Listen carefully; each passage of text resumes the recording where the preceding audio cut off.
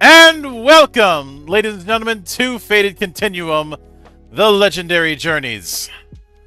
I am your one and only gaming monk, better known as Mildra, and with me, I have two of my good brothers here in the temple.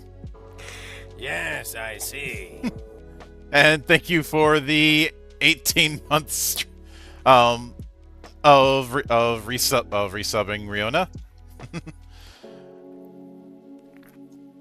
And yes, I have to use that Animaniacs line whenever someone resubs.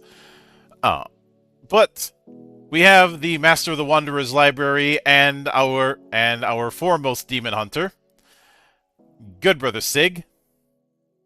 They can run, but they can't hide. We have the man whom they took away his name and gave him only a letter, good brother A. I hate the DMV so much. I see what you did there. And okay, this is gonna be I'm going to regret this later, but there is a small part of me that is visualizing you butchering demons to the tune of Butcher Pete from the Fallout 3 soundtrack. Oh, you just had to bring up the crude joke. Yes. I mean, like, if you're gonna make any joke, like, what the Butcher Pete song is like top tier. Like, I remember getting a advanced album sampler of sorts for Fallout 3 because of where I work, and that was one of the tracks that was on it, along with, of course, Set the World on Fire. Classic. And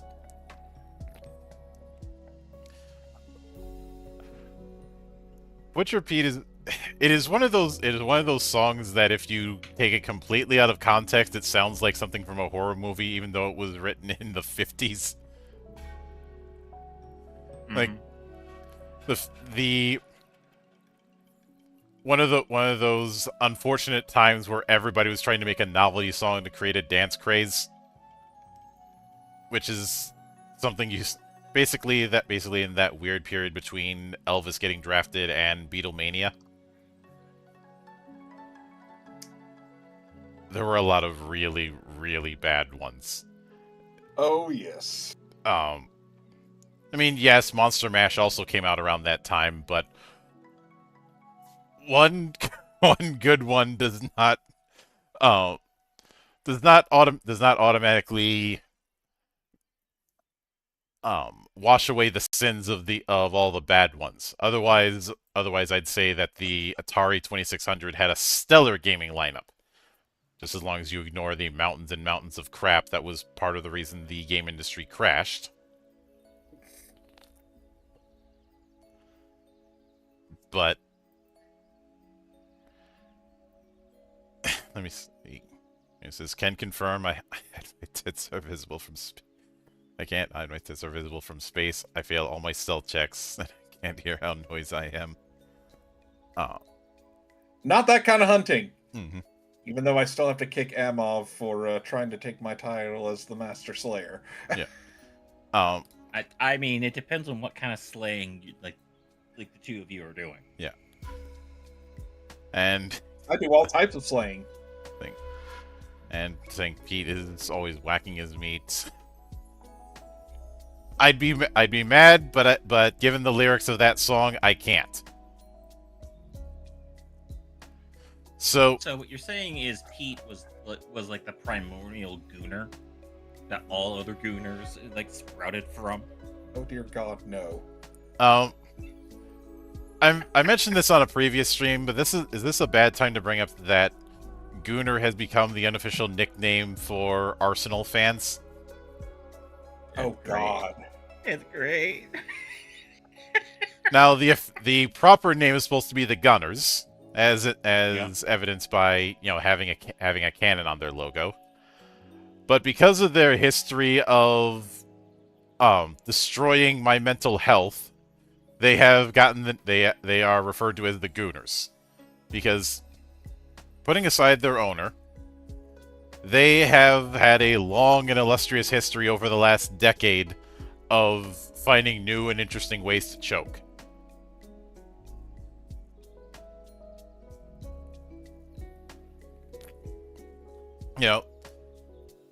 Anybody who's even passively followed sports has seen this pattern before. A team does really good during the regular season, manages to make the postseason, then has to go up against real teams and dies horribly. Dallas Cowboys. That's Dallas Cowboys. I raise you one, as I will always raise you one with this. Toronto.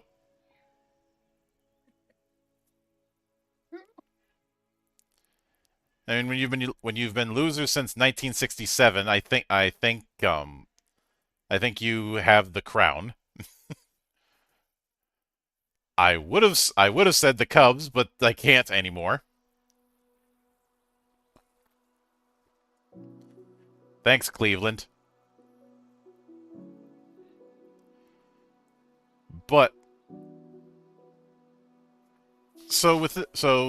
getting back to the rails, getting back on the rails. So for this one and for the next one, which is going to be the final entry for a while, we are at long last tackling the MMOs. Yay! And I know one might ask, wait, why did it take you this long to tackle the MMOs if you're doing them in order up until this point? Because they're completely different beasts. Completely different beasts, a lot of stuff to sift through, and I can't really build it around characters in the same way that I did for the core games. Now,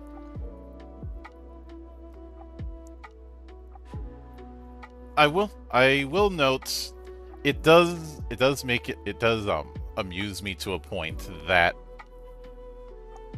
a lot of the design team, and I mentioned this before we went live, a lot of the design team for Final Fantasy XI had previously worked on Chrono Cross. There are certain games that I have had the attitude of yes, you are all wrong. Chrono Cross being one of them. I've seen people make the claim that if it didn't have the Chrono name on it, it would have been a better game.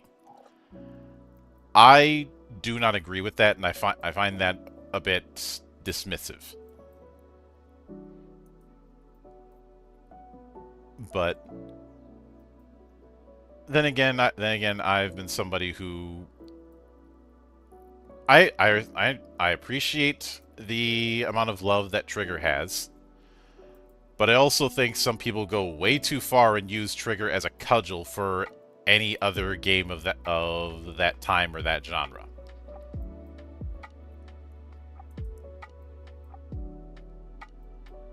Because way too often I've seen people go, "Oh, this game's nice, but it's not as good as Trigger."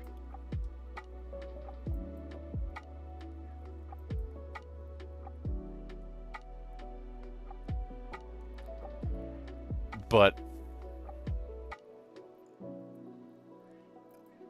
obviously, 11 was their first venture into MMOs, and had to balance quite a few things. Had to balance the strength of story that Final Fantasy is expected, doing visuals but not going too high fidelity due to the nature of it being an MMO, and at the same time satisfying the expectations of MMO players in the early 2000s. That's at least 3 different plates that you're spinning all at the same time. Oh. It is somewhat amusing that, and if I ever saw like a behind the scenes documentary, this is something I'd want to ask about. Why 11 did not use an action hotbar, which was starting to become standard among MMOs at the time. Mhm.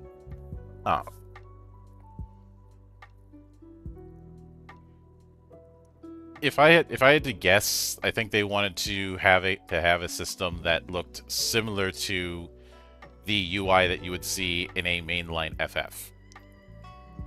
And something else that I learned while doing research, and this is something that Zan has brought up, especially in more recent arguments. The sole reason it even got the Roman numeral namesake on the title is because of Sakaguchi. He fought his higher-ups a lot to get that. Originally, it was going to be Final Fantasy Online, supposedly. Mm-hmm. But he was like, no, it is the next entry, it gets the Roman numeral.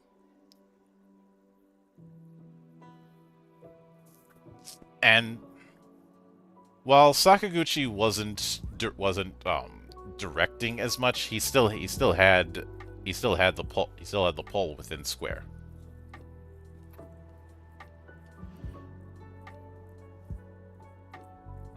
And I will also note that I am very glad that we're not doing the stupid Star Wars names count, because otherwise there'd be a bunch of names that we'd have to put in, especially given how 11 really seems to like using apostrophes in its naming conventions.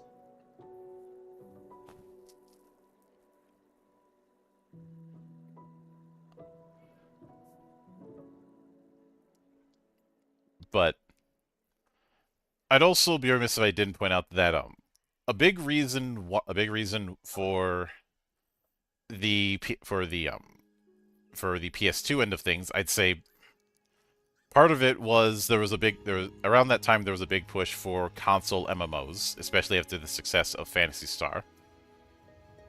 But also the HDD add-on for the PS2.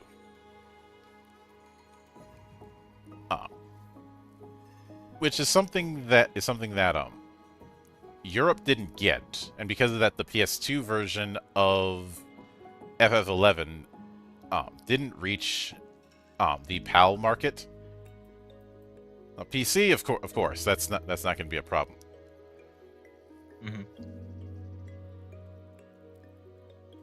But something that is going to make things an interesting challenge is the fact that 11, like a lot of games of its time, is very gear-focused. Mm-hmm. Legend Edition certainly has a degree of emphasis on gear, but not in the same way. And in fact, that was something that was very much intentional, because I didn't want to do the whole left arm, right arm, couple pairs of rings, that kind of item slot that is very D&D and Diablo influenced. Mostly because doing that would result in a lot of logistical problems, shall we say?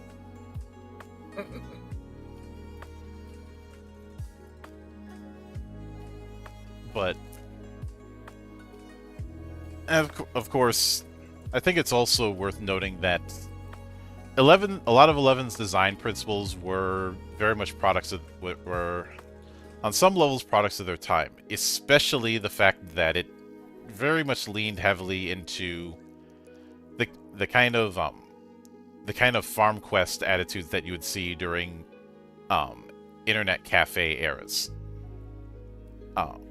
Games like Lineage 2 were another example of this kind of thinking. But if there's any game that I think 11 has a lot of common ground with,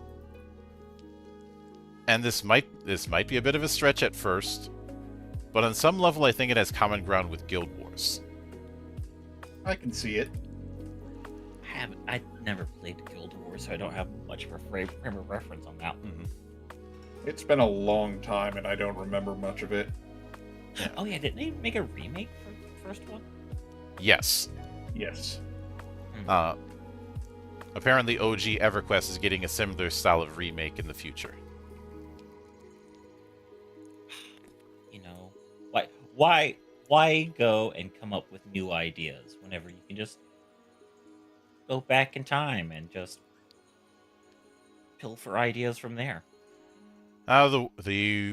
The famous words of every grognard I've ever dealt with.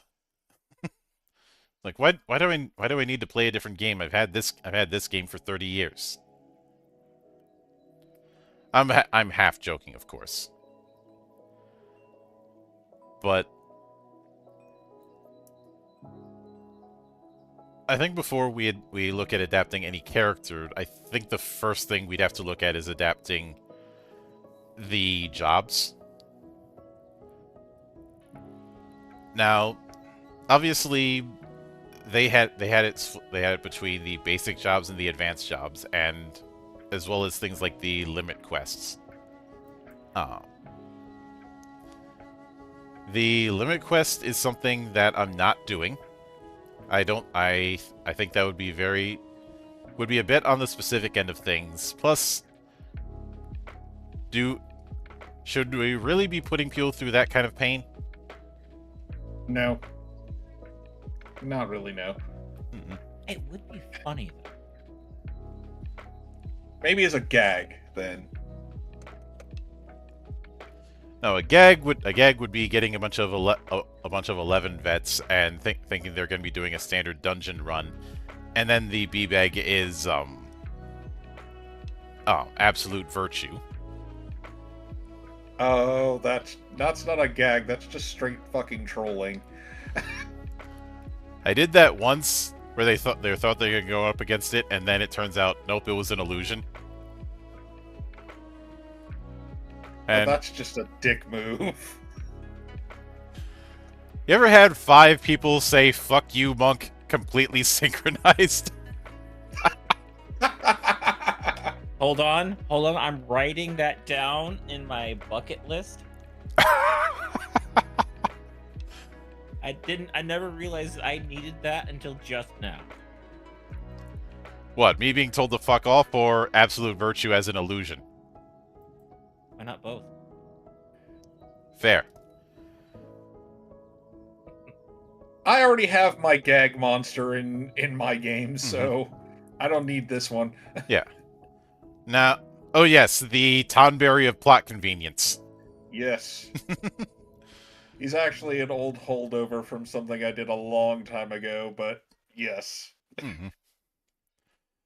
So, I will note when it comes to the tactical point system and weapon skills and skill chains, that kind of thing is already in the core book of Legend Edition.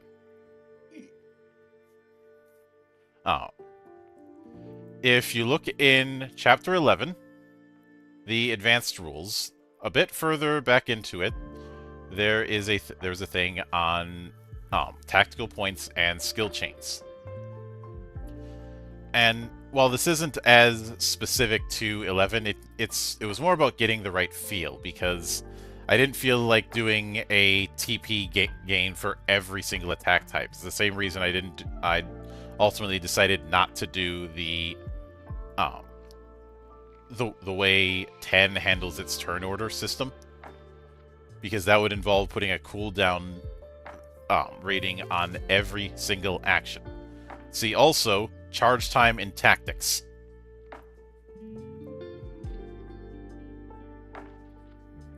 Like that kind of thing was never going to be an option. But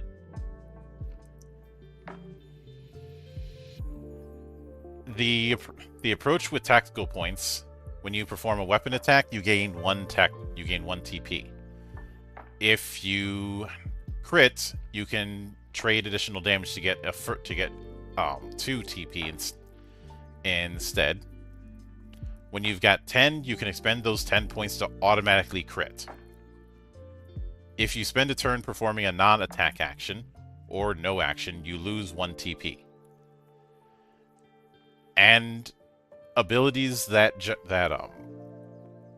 would allow for multiple attacks only generate 1 TP for each unique target. So if you're using multi-attack and you attack the same target 3 times, you only get 1. If you go against 2 different targets in the same action, you get 2. Obviously, both attacks need to be successful. Mm-hmm.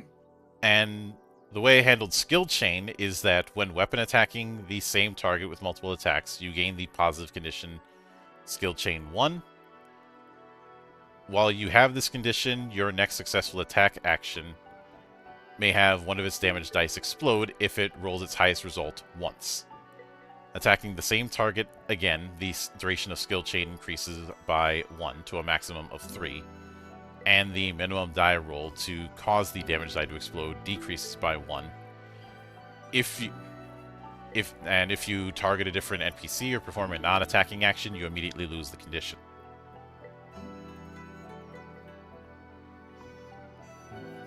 Now, skill chain does mean that it's going to favor people who do multi-attacks, but that was kind of the thing with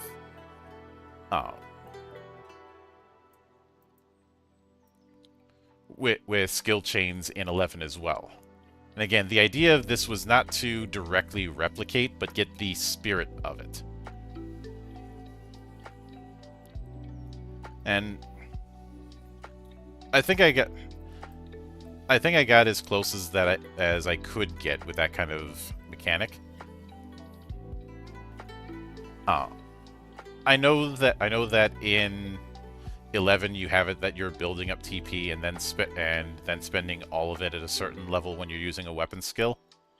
The depth of the weapon skills determines how effective the attack is. But that I felt that kind of thing is a little too similar to certain job resources.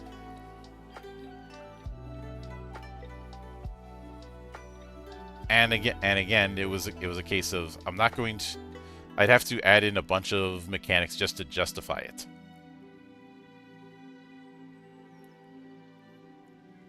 Tactical points in 11, by my observation, is essentially not far removed from a super meter in any fighting game you may have played in the last 40 years. Pretty much. And while that's nice, I feel like that's something that works. That kind of thing doesn't quite work for a tabletop game where your individual action economy per round is going to be more restricted. I feel like a system like that would work, but you have to go in. You got to make the system around it. Mm-hmm. And if I were to do that, that would break my rule against not overly favoring one entry of Final Fantasy above others. As well as I try not to too closely replicate one entry or overrepresent one entry when it comes to FF. And I didn't want people to assume, oh, if you the only time you can use this mechanic is when you're running a game in Vana'diel.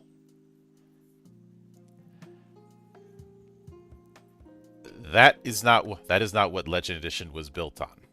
And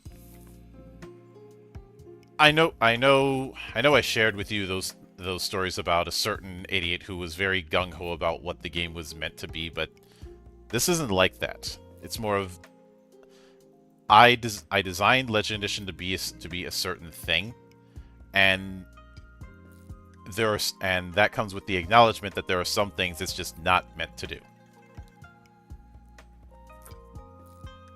I don't think this is a my way or the highway like that idiot. Mm-hmm.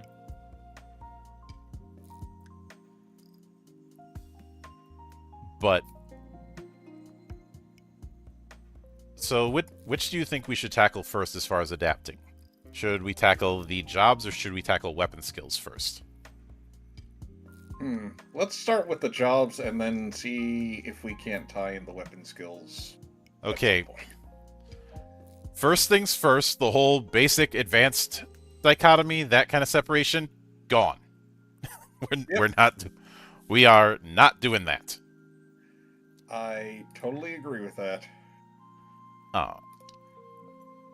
And a big reason we're not is because this isn't like, say, Ragnarok, where the different tiers of jobs are building on each other.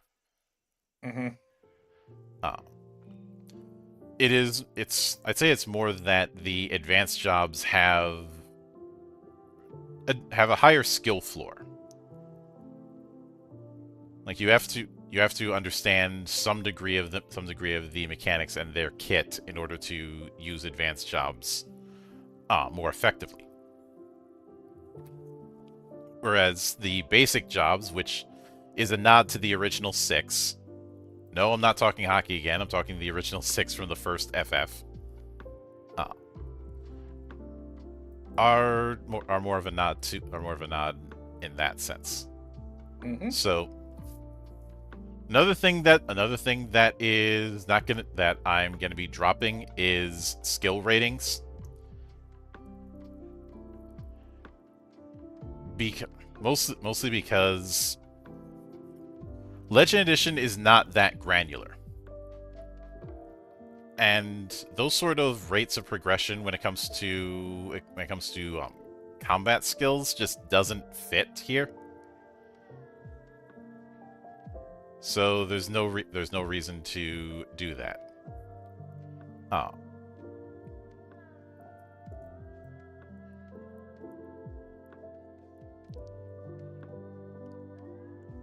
And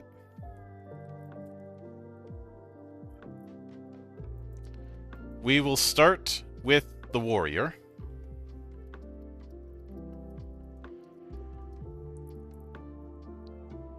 And at this time, I will end up referencing the notes that Riona had sent me, and thank you for that, as well as answering all of my dumb questions. I'm glad that I reached out to her for this, because I feel like if I had reached out to some folks in the community, I would have gotten the nostalgia arguments, Mm-hmm. which, you know how I am with grognardism. And she's actually been a great help with me and when I have time to play Final Fantasy XI, so... Mm-hmm. So...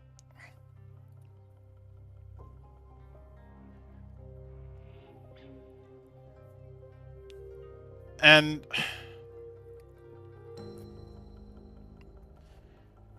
Warrior is a prime example of something that I really, really tried to avoid.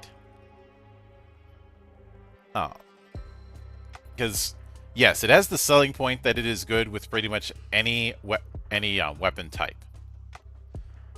In practice, all roads will lead to great axes. Mm-hmm. Or in some cases, it'll be used as a secondary for other martial jobs once you get access to the advanced jobs. Yep.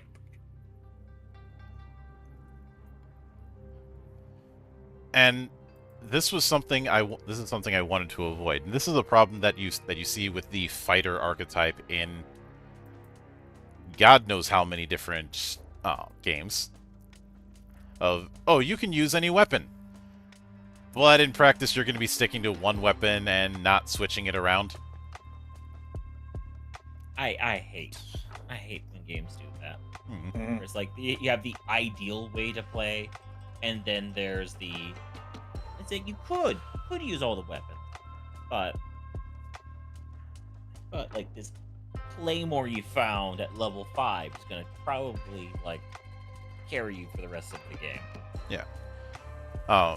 And before anyone throws the classes in Anima at me, Anima classes are archetypes more than they are traditional classes, and Yeah. they already have that question answered with how the Weapon Master works.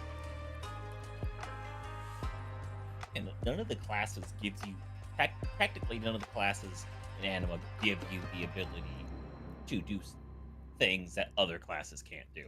Mm-hmm. Will make it easier for you to do those things depending on the class you choose, but at no point are you locked out of doing something that another class can technically do. It'll just be more expensive. Like a warrior or a weapon master with the gift can still learn magic, can still develop Xeon, can still get accumulation. They're just going to be spending more points than a mage or a warlock might.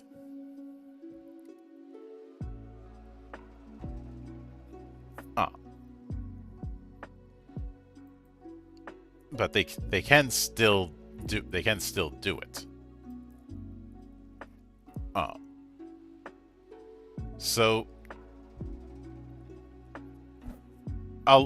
now when we cover the jobs, should we prioritize looking at traits or looking at abilities? Which should be first?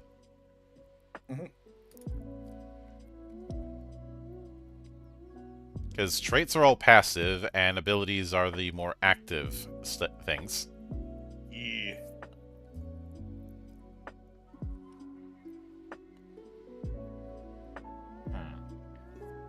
I legitimately don't know.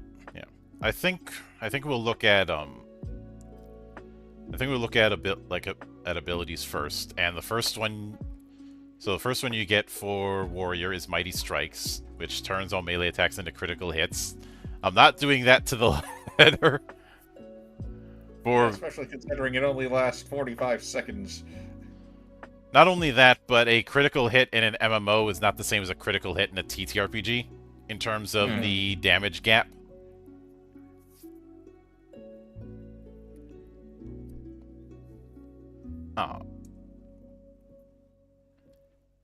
Let's see. We already have Mighty Blow as a feat. And Provoke, which goes an enemy into attacking you. We have that as the taunt feature from Fencer, as well as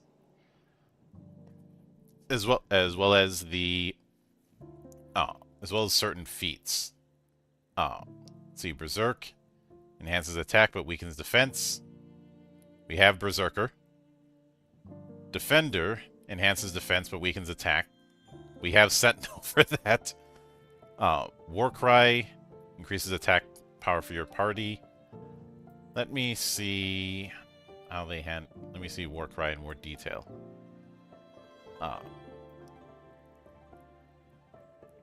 Let's see.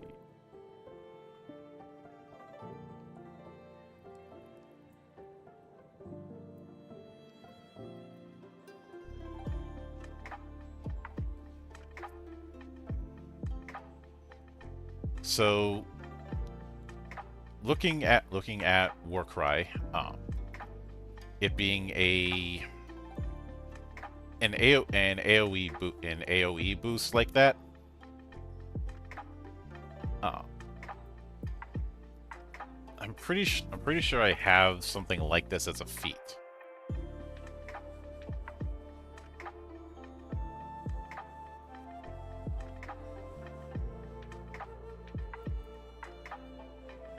In fact,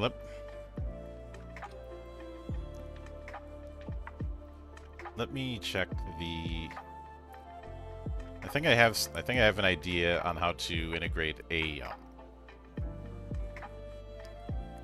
one of the white magic spells. I know someone might go, wait, you're bringing out white magic for this? Yes.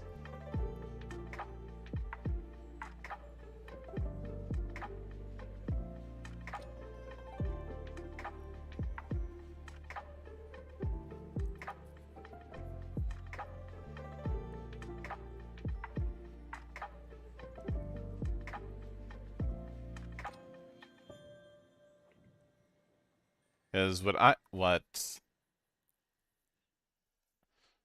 I am thinking is a limited use version of bravery.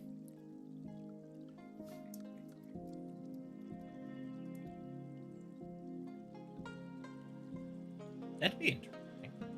Yeah.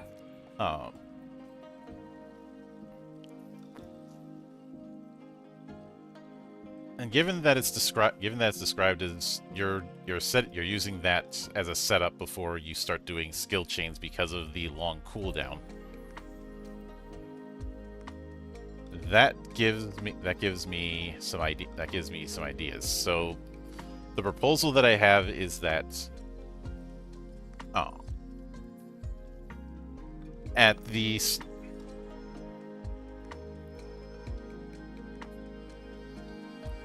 start of a round, you can let me.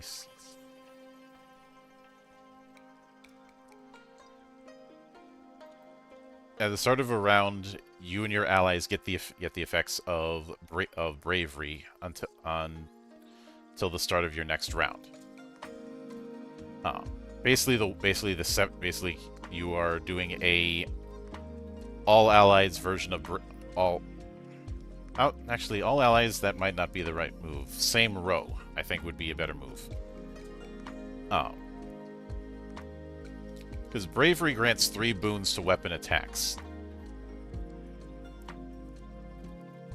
for a certain number of rounds. Then again, actually just brave guy.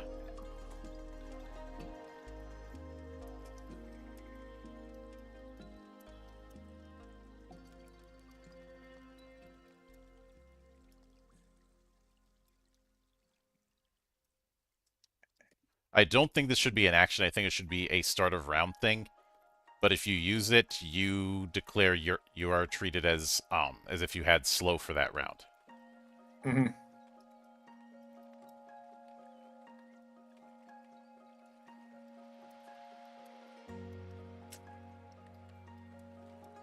Yeah, that makes sense.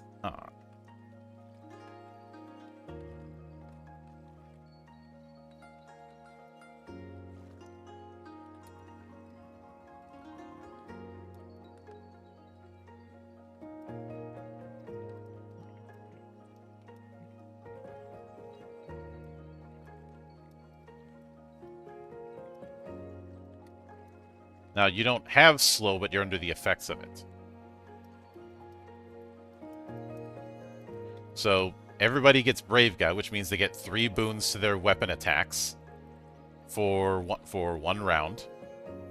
But you act last if you do this.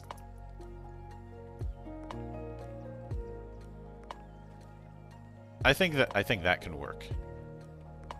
Let's see. That's a good way to balance it out. Aggressor enhances accuracy but impairs evasion. Aggressor is basically is basically the setup for war trance. You know, they're very accurate, but they can't dodge. No, they can't dodge. They can't parry.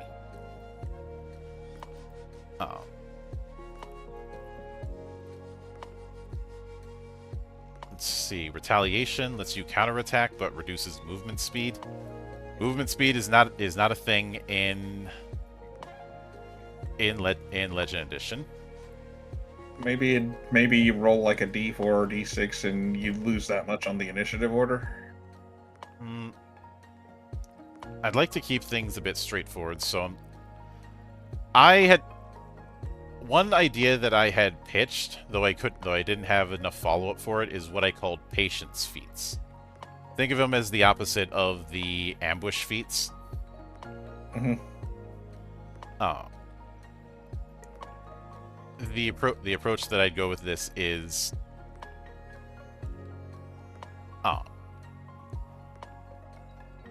you,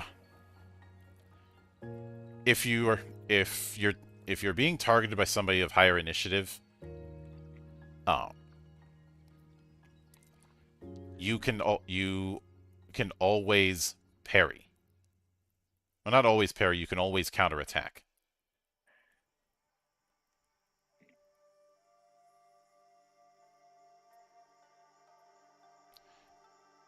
They just have to, hit you.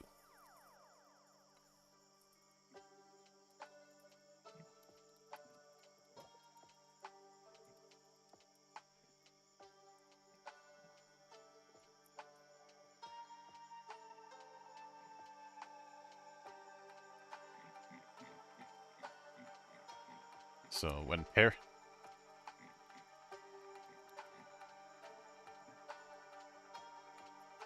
actually, given the qualifications, I think just having the parry be have it.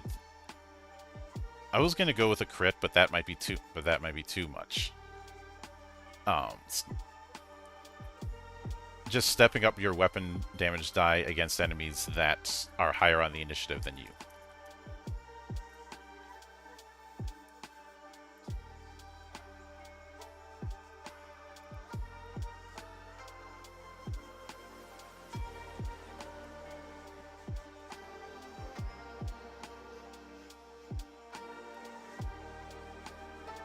So this is essentially making retaliation a anti-speedy boy maneuver.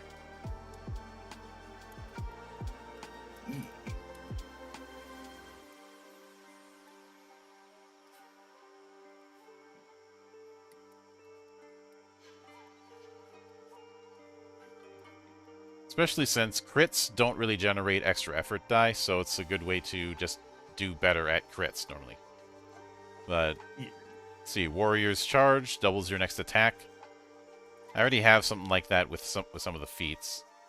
Tomahawk, throwing a tomahawk to inflict defense down.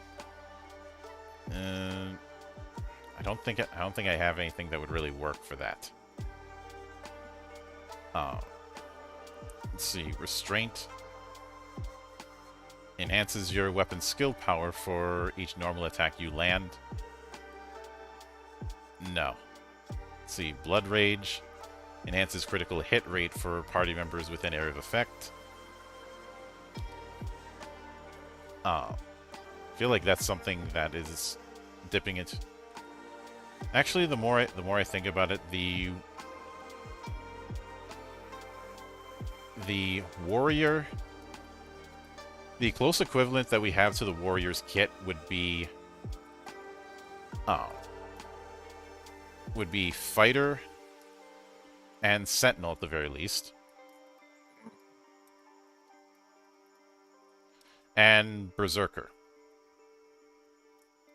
Yep, that seems like the closest analog to it. Mm-hmm.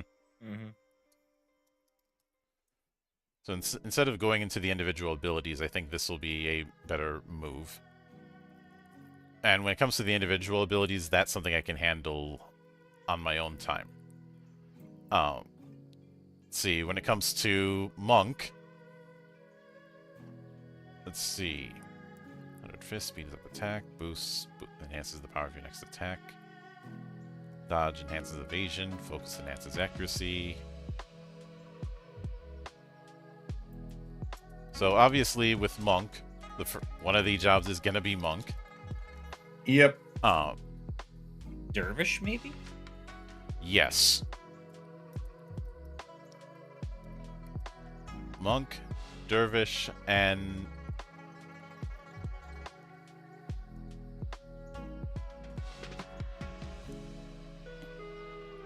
given the amount of counter abilities, Fencer. Yes. Mhm. No, plenty of enemies can counter hit. Fencer is probably the best one that I have in the roster that can.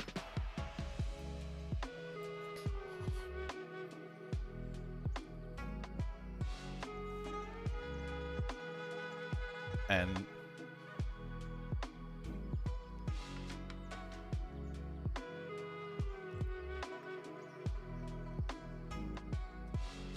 let's see. White Mage.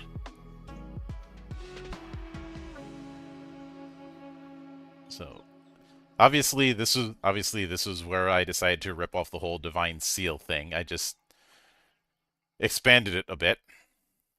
Yep.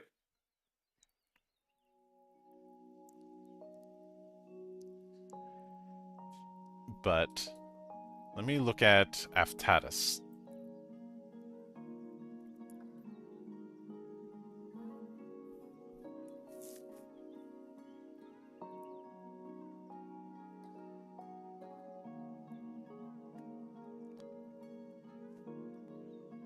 So Aftatus is it is an ability that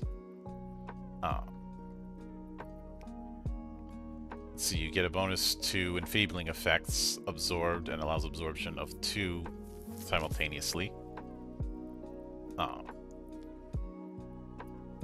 Casting Cure grants Stone Skin. Grants additional defense bonuses to the bar spells and potency to Holy based on HP restored.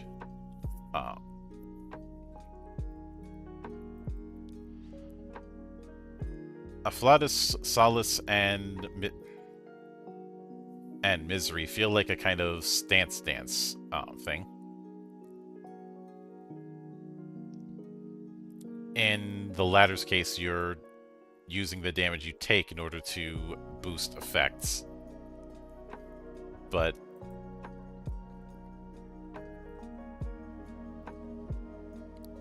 given that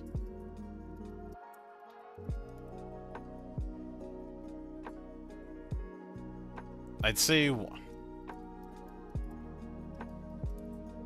White Mage, especially given some of the sacrificial effects. Actually, you know what? I know you're gonna hate it, Sig, but Spirit Master.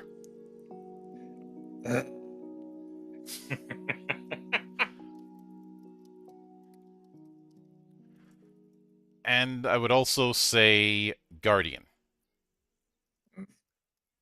No, mustn't be salty now. Mustn't be salty.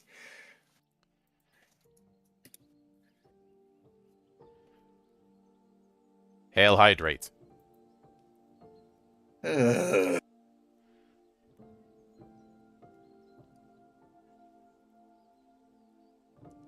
But let's see.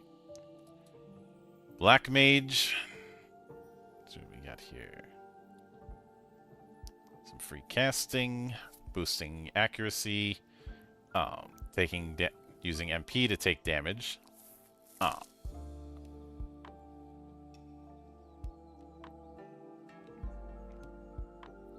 I'd say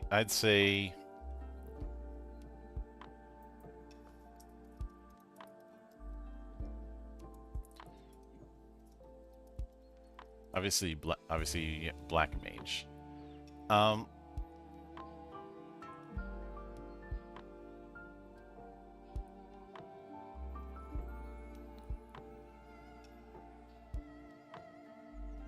I'd probably also let's see, should I throw in Scholar? Let me... I glanced at it.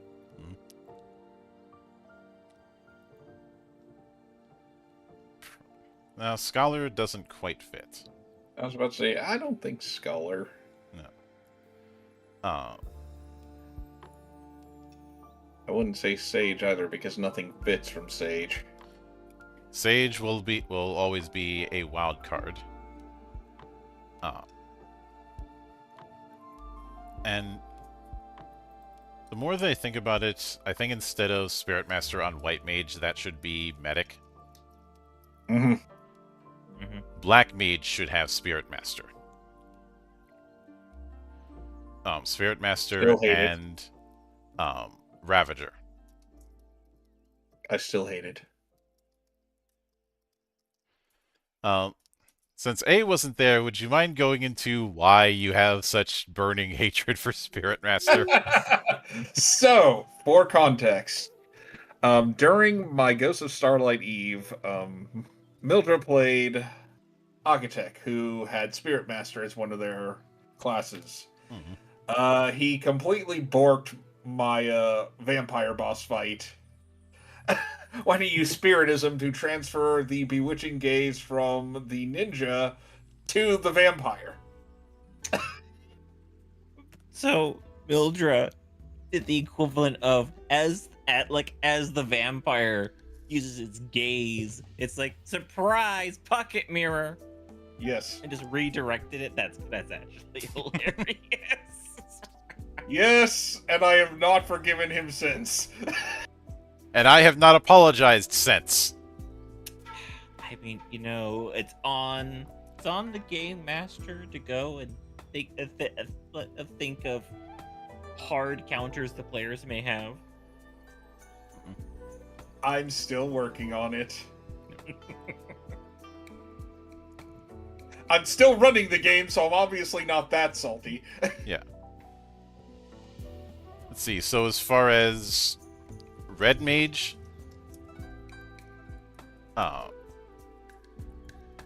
obviously Red Mage. Of course. I'd say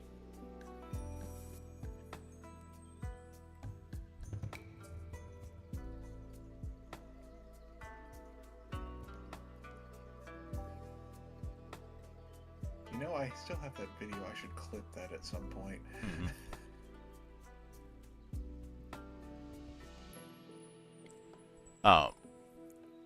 Magic Knight, I think.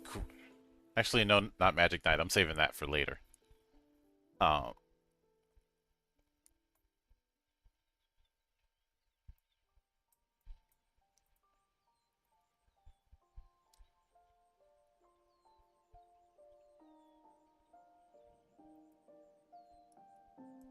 Given the there's a few things that lean into enfeeblement. So, Arcanist.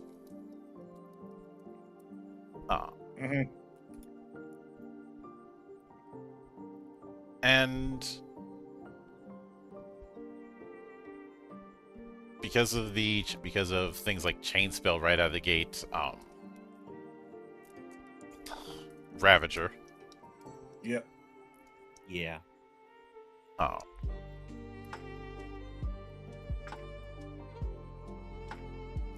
Let's see. Then Thief.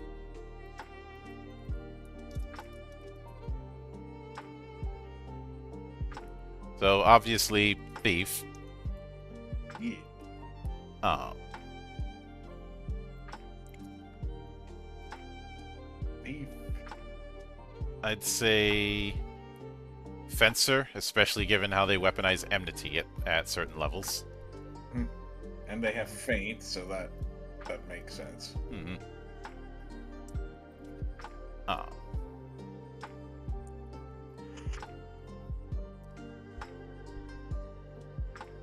I'd also say Dynamo. Yeah, I can see that. When it comes to the base jobs, it's going to be a bit tricky just because of how basic they are. I think we'll have a much easier time when it comes to the advanced jobs. Ooh, these are gonna be fun. Yep. So let's see. Paladin.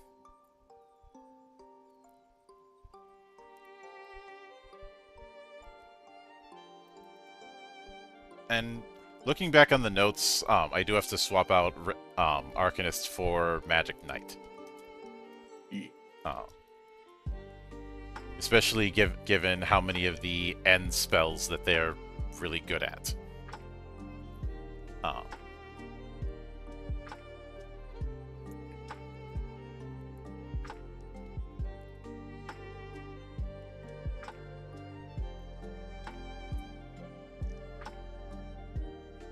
but let's see, with Paladin, who's one of the primary tanks.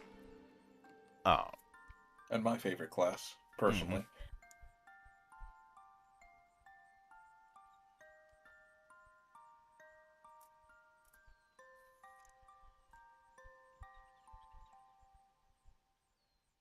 So I would.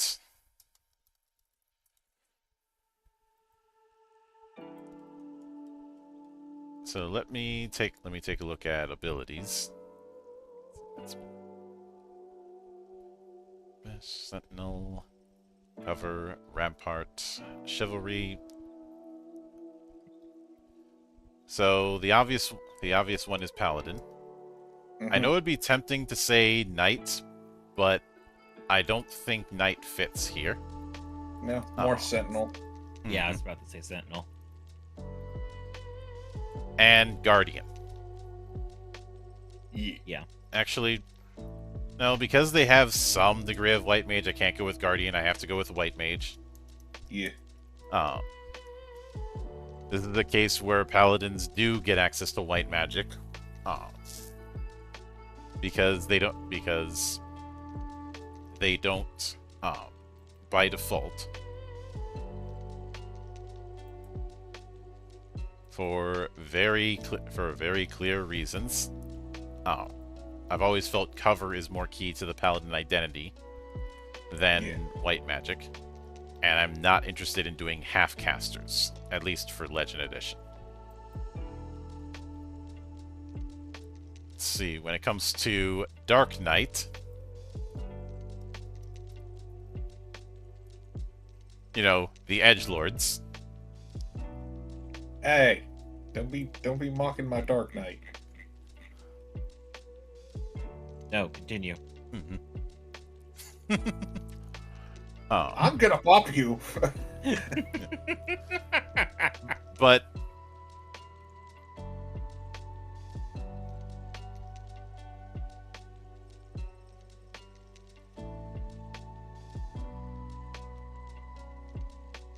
I'd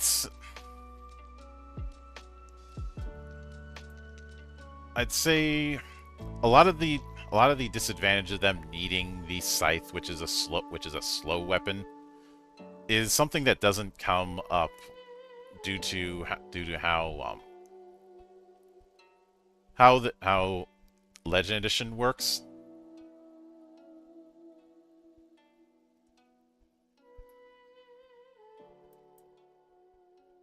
So let's see. No, I don't. I want the abilities first. So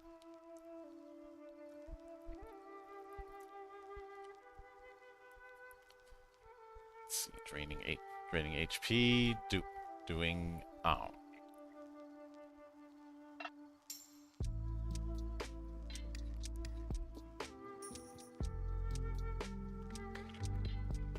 So a lot of it is built on consumption. So I would say Dark Knight is an obvious one, but given some abilities like Nether Void, which lets you absorb dark magic spells, I'd add in Rune Knight.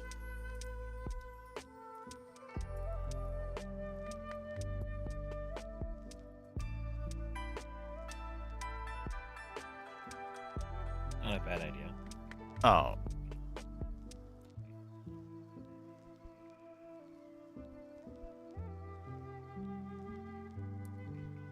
And actually, this might be a bit of a stretch, but I would say the third one for Dark Knight should be Knight. Yep. Actually, Yeah. I can actually see that. I take that back because Black Magic. They do have limit. Dark Knight getting black magic for the first time was something that happened here.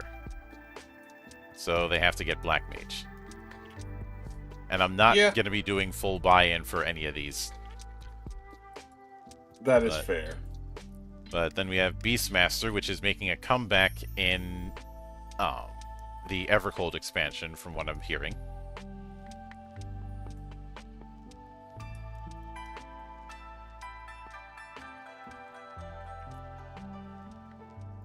So we do.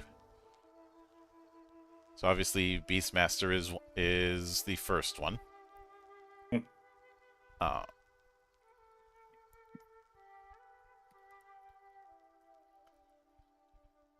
And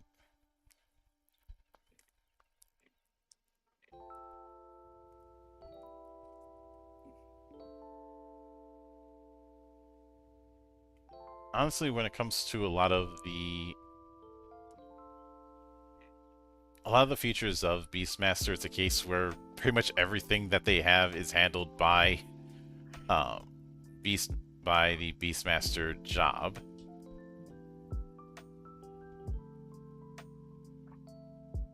I would definitely add in Mediator to this one because of their ability to influence. Mm-hmm.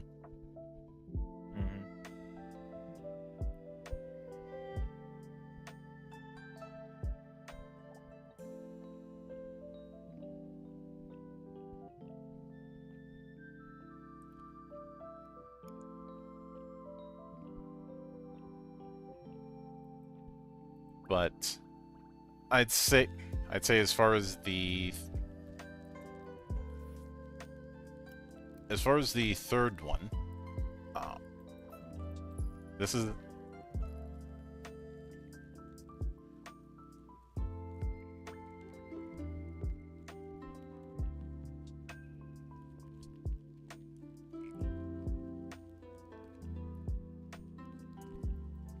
it's kind of funny that there was that insistence that I put in a ranger when, again, the ranger identity is in Beastmaster. Oh. Yeah.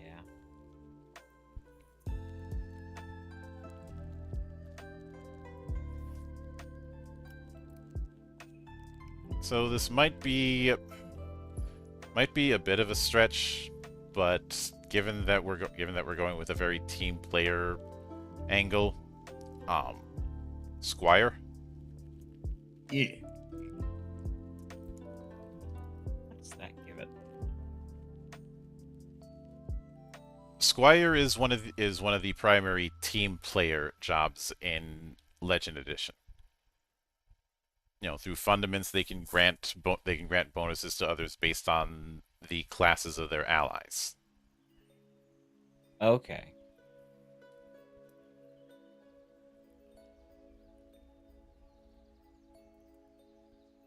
Let's see, as far as Bard, well, Entertainer for starters. Yep.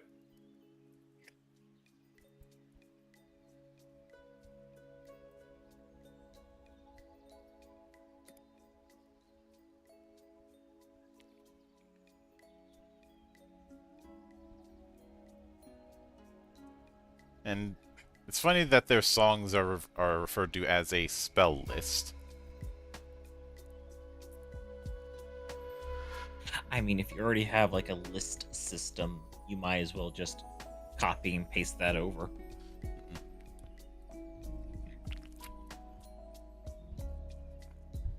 But I think I'll throw in Illusionist. Mm-hmm. Makes sense.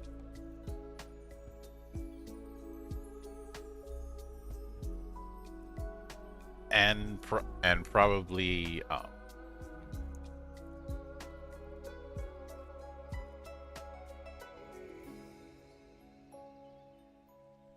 probably in another case of Dynamo. Yeah. Actually, not Dynamo. This one definitely needs Squire as much as Beastmaster needed it. And looking back, I propose swapping out Squire for Beastmaster and replacing it with Mimic.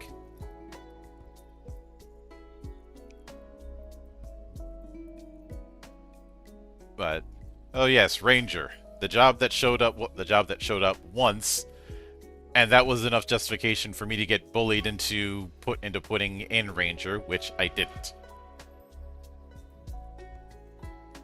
But Monk, it's a tabletop RPG. You gotta have a ranger in it. So,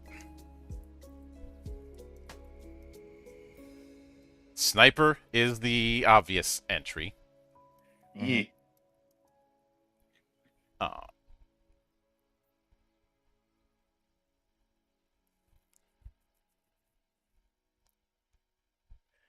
Lots of debilitating abilities. yeah, a lot of their debilitation stuff that's kind of handled with called shot. Hmm. Uh, on the other hand, given things like unlimited shot, uh,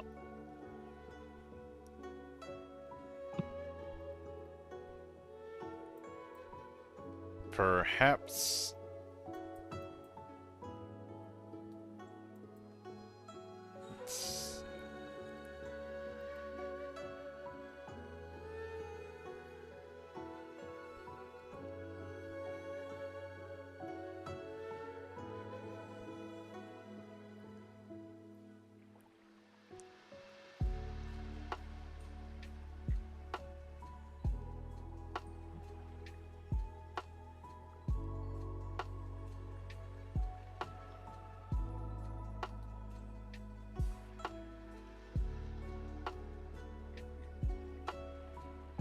I mean, yeah, in the game it had given that given that it was pretty much one of the bigger ammo hogs. Chemist. Yes. I'm not going to put in some sort of special rule of the extra slots have to be ammunition.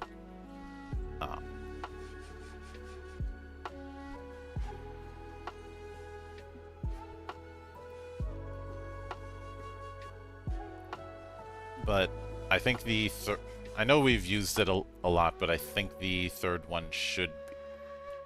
Know what? No. Third one is Dervish. Yeah. Oh. So let's see. Samurai. The 11th Samurai was one that I wasn't able to bring a whole lot over into Core Legend Edition because it is so dependent on the TP mechanic. Yep. Oh.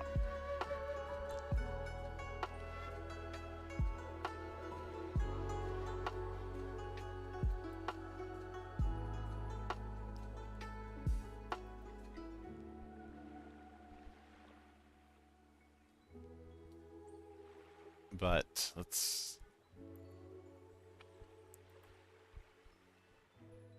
let me see.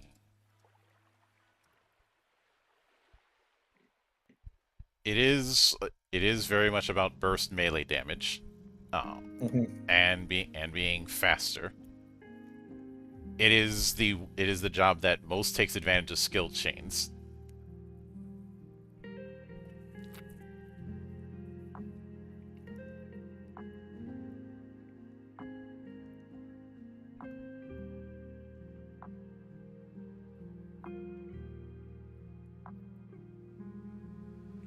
So, I would say Samurai is the obvious one.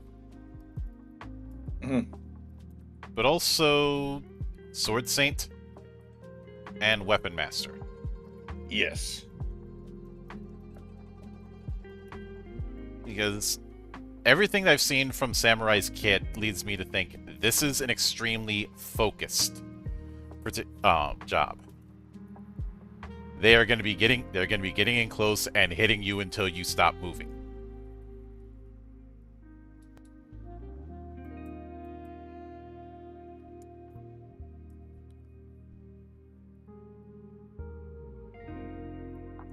so, and when it comes to Ninja, um, Ninja was supposed to be a damage dealer, but it morphed into a dodge tank.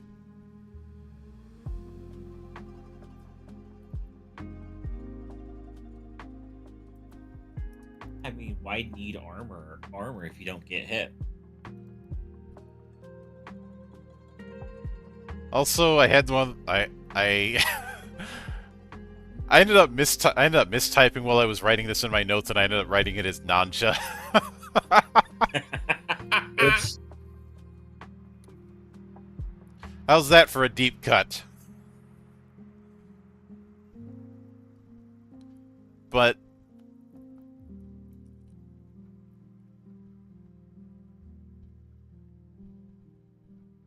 let's see. I would say, given the whole ninja tool thing, chemist. Yes. Yeah. Um,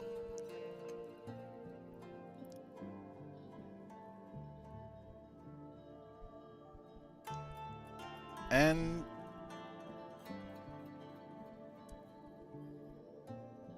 I think also because of the fact that there's several enmity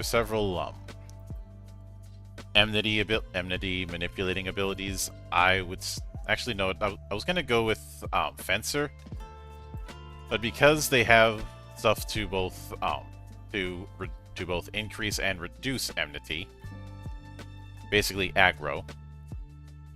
Let me throw a curveball. Covert ops. Yes.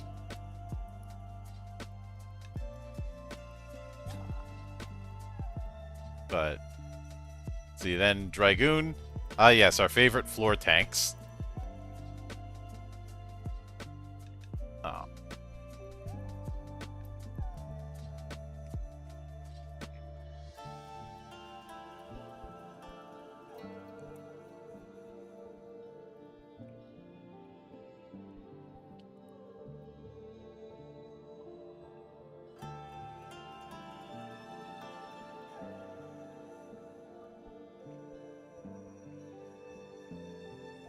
But Dragoons seem to have a certain curse when it comes to the MMOs. Because LoL Dragoon was a thing, and then you have of course the floor tank problem in 14. Yeah. Like they have all that mobility, yet they still hug the.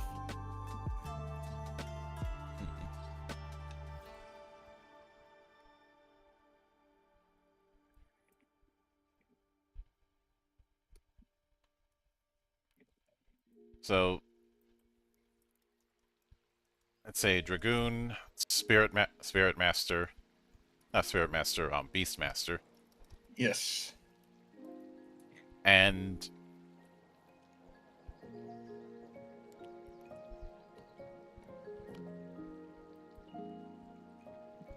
I think for the third it should be Weapon Master, because if you're doing Dragoon, you're not going to be using anything but pole arms. Yes.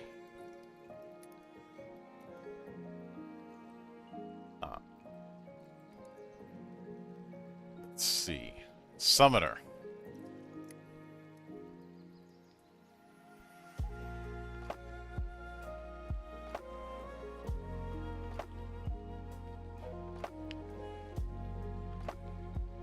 Summoner is a bit of a higher floor one.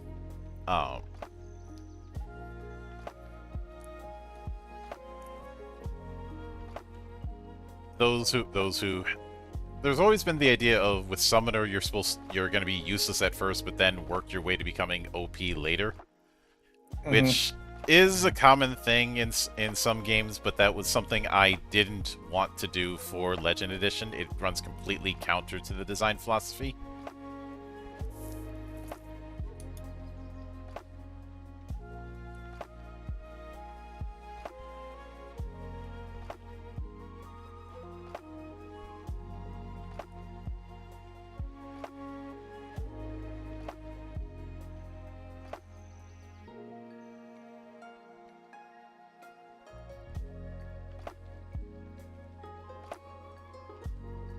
But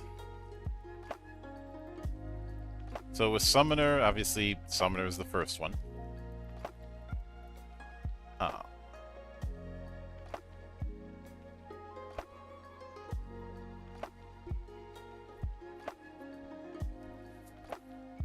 their whole thing is summoning elementals, and then later on the full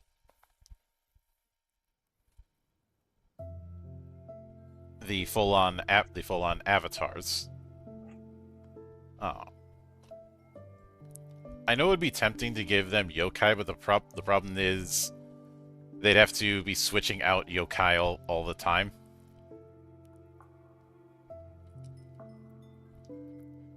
I do think that the whole avatar quest thing to get yokai as a kind of magic item is an alternate way to approach it.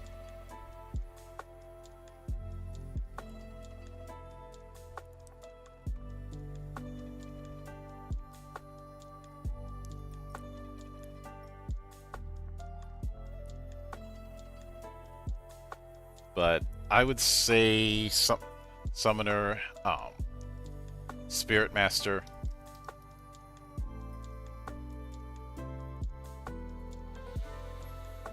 and let's see, what would be a good what might be a decent third entry for them? Oracle. Oracle, really? Huh. Let me see.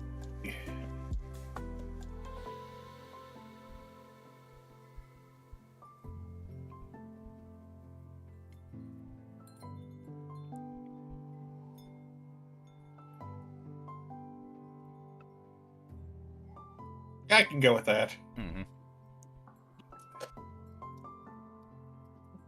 As tempting as it would be to go with Black Mage because of a lot of the elemental effects they have, I'm not too keen on that. Yeah.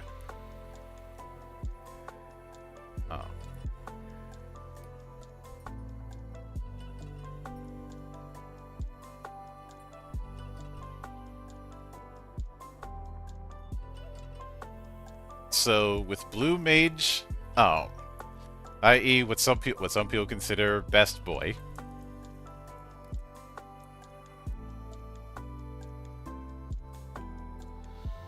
So it being versatile as both fighter or caster it's not going to have exactly the same impact in Legend Edition where everybody can do that. Mm-hmm.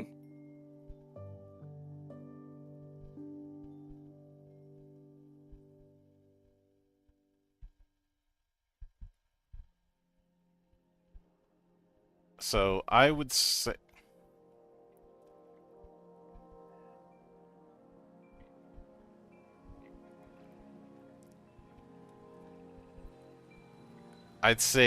Blue Mage is an obvious one, but given its lore in the setting, I'm gonna throw a further curveball. Nightmare. Interesting.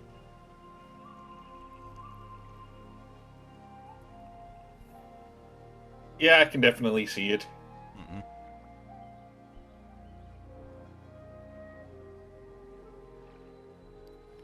They assimilate essences of fallen fiends and risk becoming the beast within. Yeah.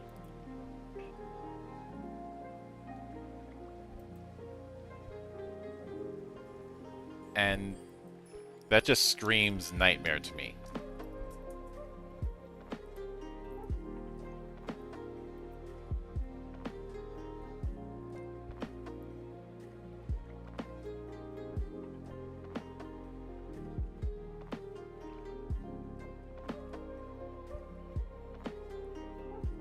But when it comes to their abilities, let's.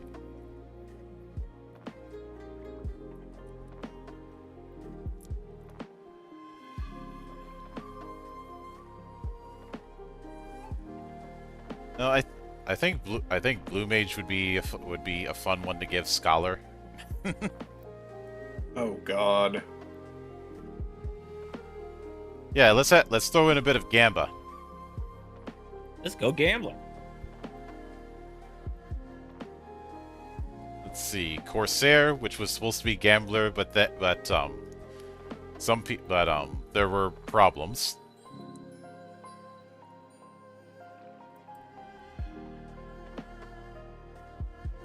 Now, supposedly, I remember there was a story that came about that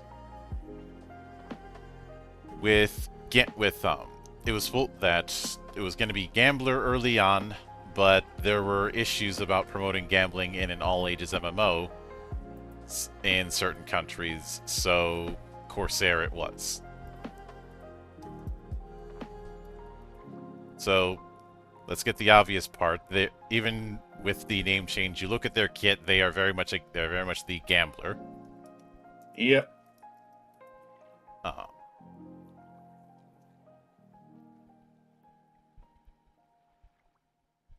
And given their particular hex guns, Magic Knight.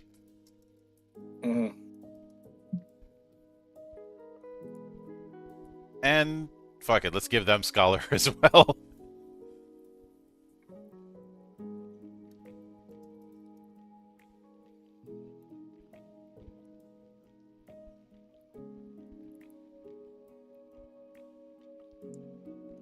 Now, the whole lucky number and unlucky number thing is not something that I'd be keen on doing.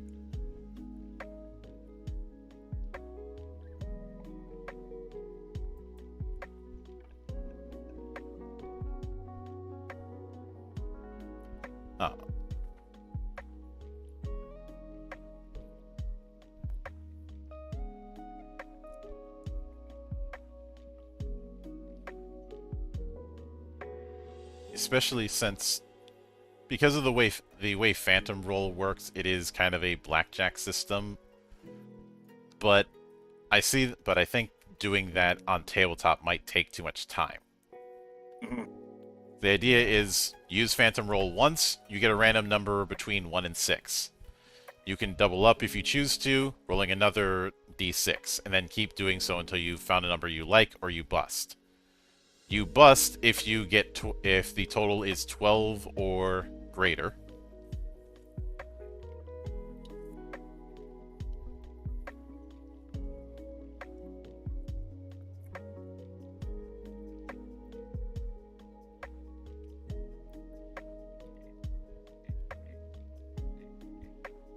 And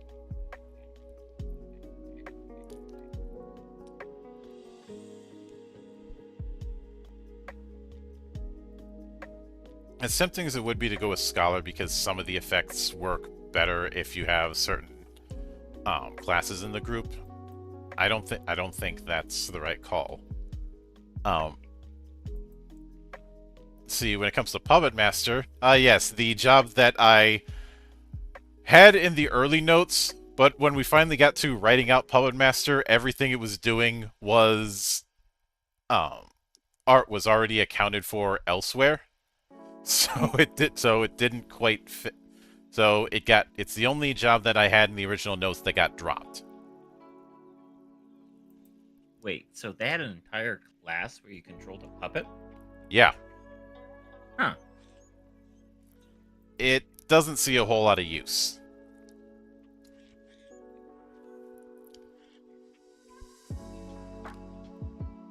Kind of unfortunate. And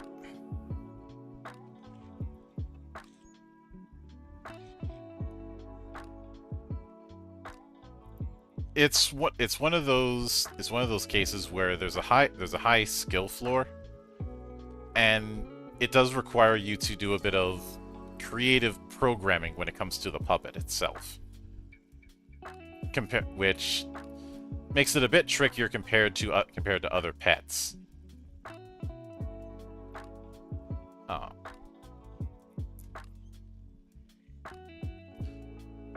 I mean, it's one of those cases of it's really good if you know what you're doing, but you are gonna have to put in the work. Is the vibe that we get. Yes. It can fulfill a lot of roles, but given the approach that it's going for, I would say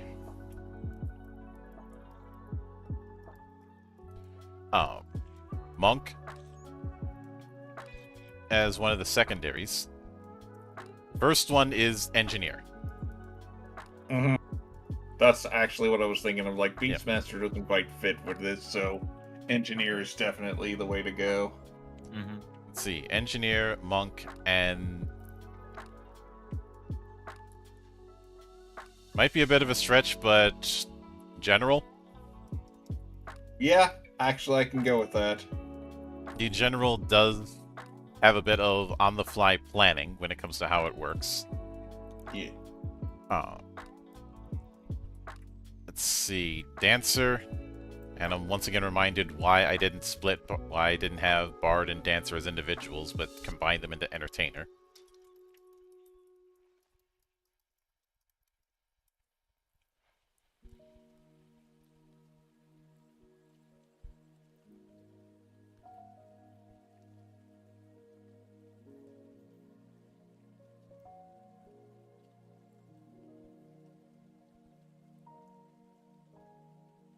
But Oh, the cats are knocking stuff over again.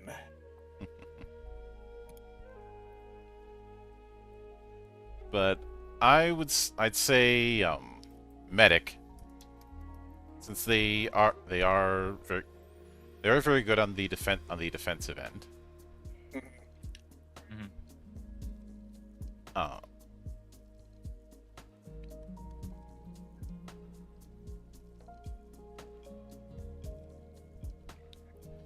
And perhaps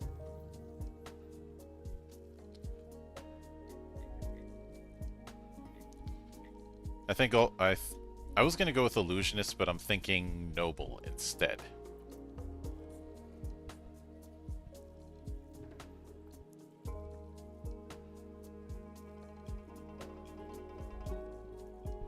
It is a bit of a stretch, but I think it's a close enough. Yep. It's gonna be one of those things where it's like, do you want to focus more on the mechanics or the theming? Yeah.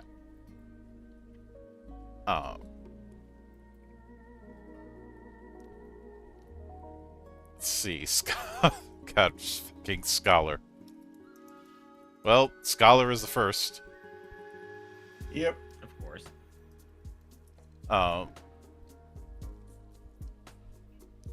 Say Scholar, Red Mage.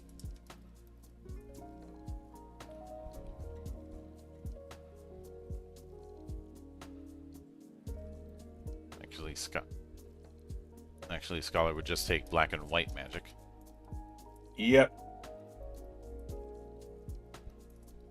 God damn, look at all those spells it gets access to.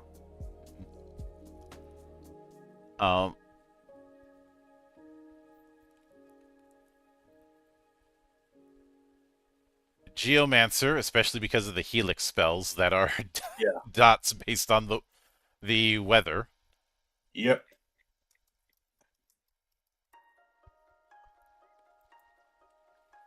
I mean, yes, there's the leaf spell that I have for blue magic, but that's one spell. I don't think that's enough to justify that. Yep.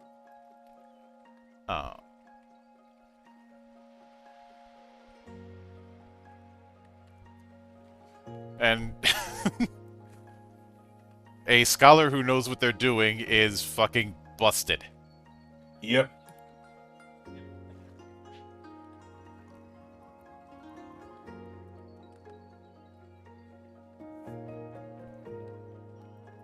Let's see, Geomancer and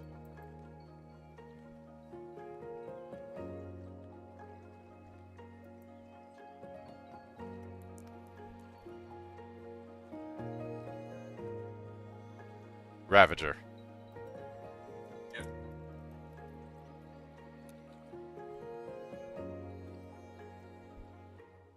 Let's see. And then we have Geomancer. Oh. Class that at least one person in every game I've ever run has played. Mm-mm.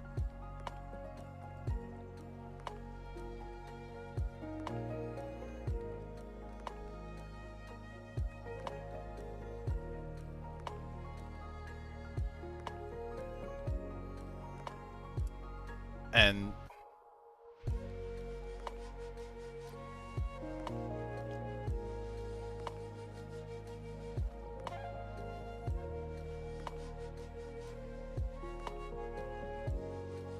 Geomancer is one of those ones that was intended to be a jack of all trades and ends up being an absolute monster.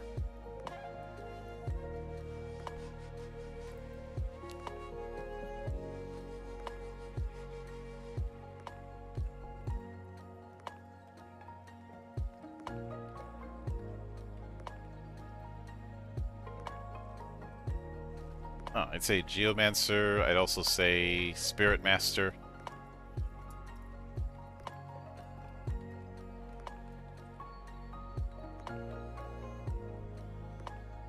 And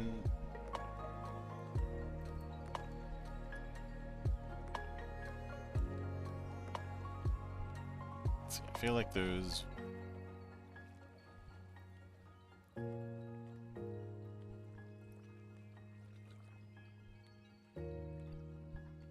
well, if we want to be particularly villainous, we could throw in Cosmic Mage. I mean, we could. And I think we will. Because of course.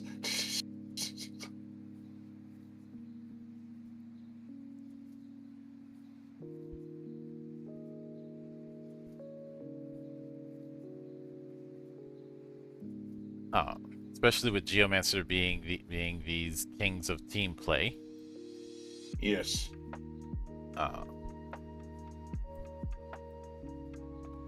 Then Rune Fencer.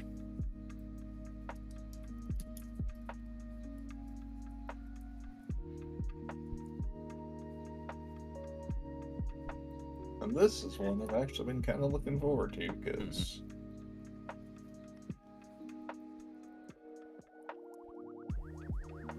Oh, they're a tank. Yeah, they kind of stole the Gish role from Red Mage. Yeah. And they use giant swords. I can get with that. Mm-hmm. So, Rune Knight is an obvious one. Yep.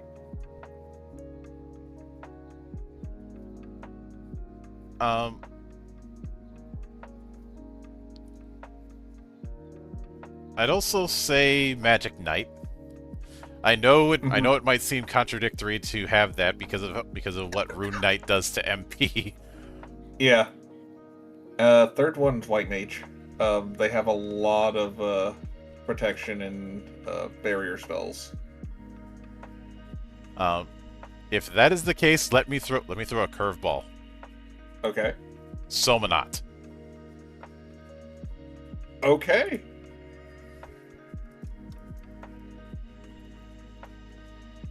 So some of you might go, wait, what the hell is a Somanot? Somanot in Legend Edition is our version of the Sage that was introduced in Shadowbringers for FF14. I just can't call it Sage because I already have a Sage job. Yep. But Sage had a heavy focus on defensive and barrier effects, and Somanot has a similar thing with weaponizing temp HP.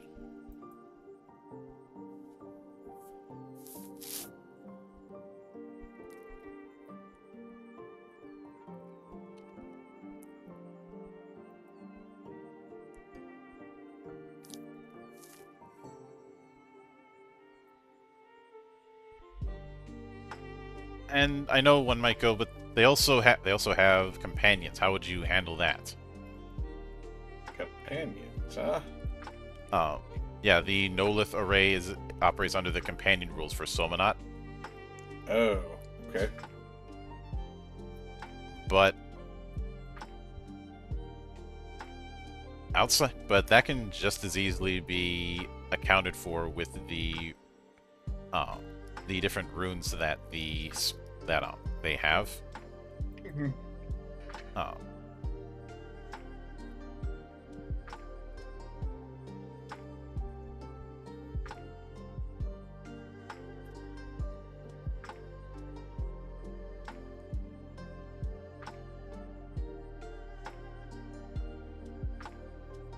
Not sure on that one, actually.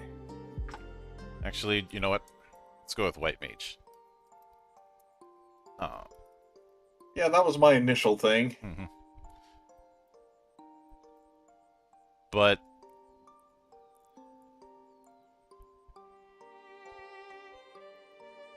so while I was doing research, I did make some brief notes. One of them was in regards to nation allegiance. The idea that I have is that it is a subtype of affiliation.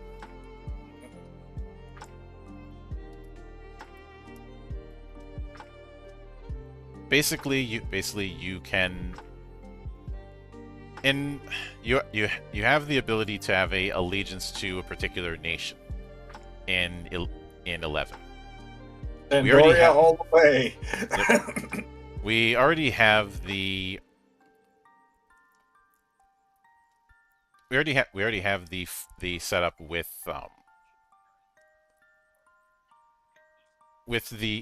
affiliation through the interests.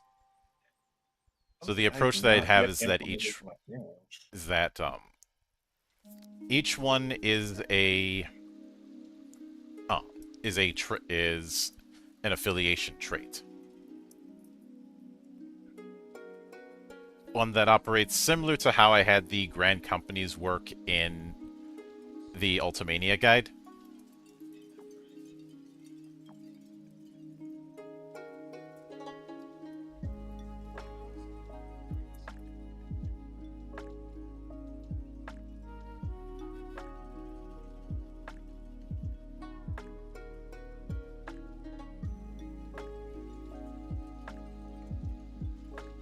Although I've heard that the allegiance storyline on Windhurst was the hardest of the original 3.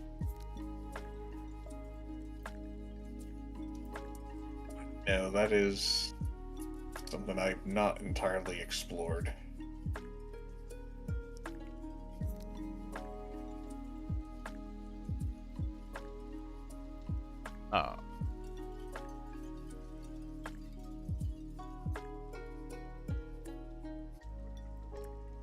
Although when I look at the different nations, I think, wait, for the Gaia project I'm writing, did I end up subconsciously taking notes from them?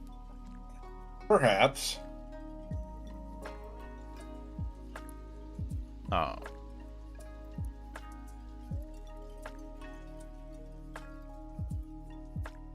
But the whole adventurer rank that's in 11 is accounted for by your rank within a city. If you choose to immigrate, which I'd say an immigration license is something that you could get as an acquisition role.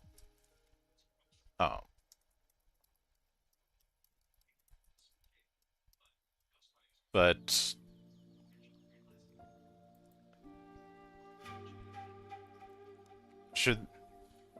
as far as what type of role that should be, I am thinking.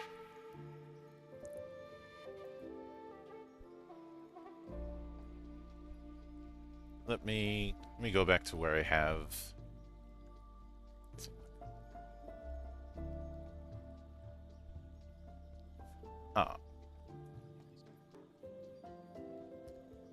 I think the TN for an immigration license should be 20.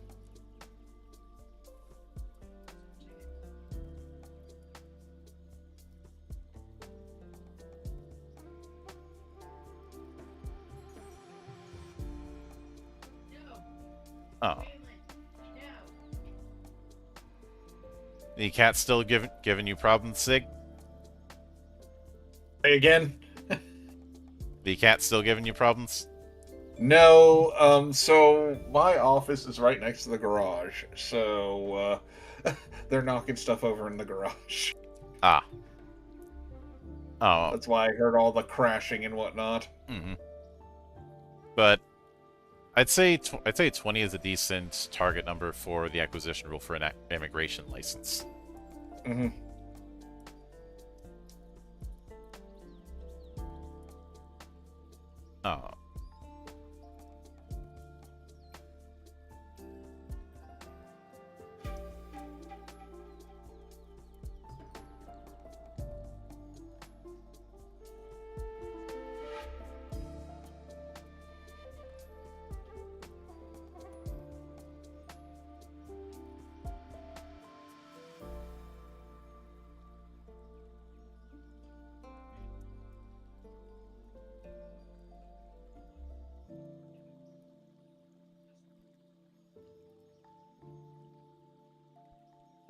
As far as the benefits, I think that you'd get from affiliation, I think it'd be the same as Grand Company. Uh, I don't see a.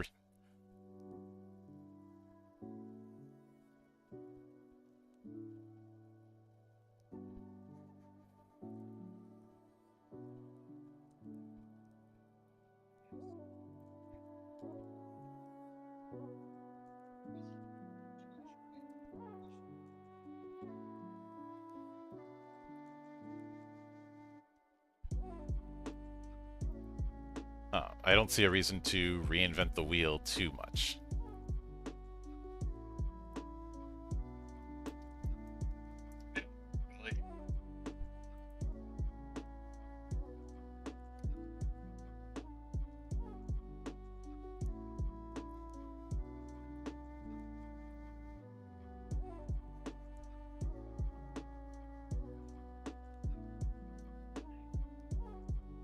Actually, message and requisition, I think, will fit the favors for Nation Allegiance.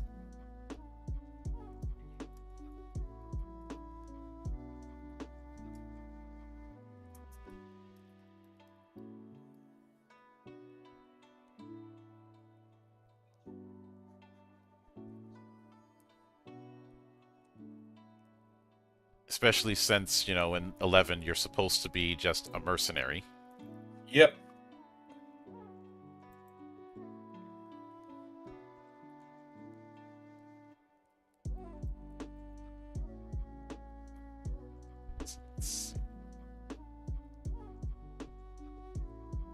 As far as the races, pretty much all of the races that are in 11 as playable, we already have accounted for. Hume, check. Galka, that's in Ultimania, so check. Elvan, that's in the core book, so check. Mithra, check. And Tarutaru, also check. Yep.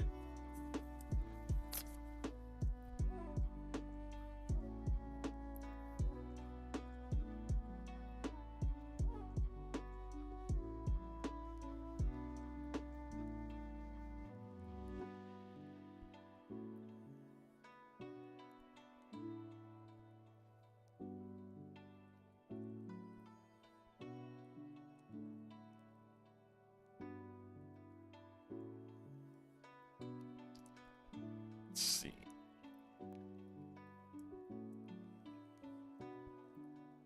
Let me.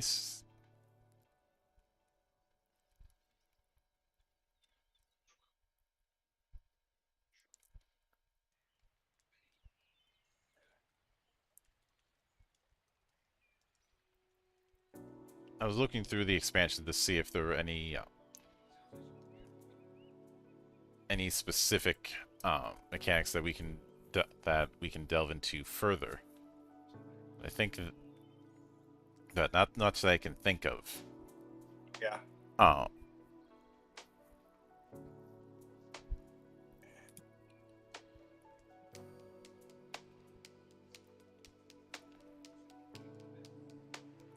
It is amusing seeing some of the early concept art and how things drastically changed. Yep.